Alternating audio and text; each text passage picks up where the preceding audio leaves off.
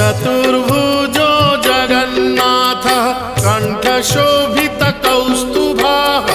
पद्मनाभो देवगर्भश्चन्द्रसूर्यविलोकनः जगन्नाथो लोकनाथो नीलाद्रीशः परो हरिः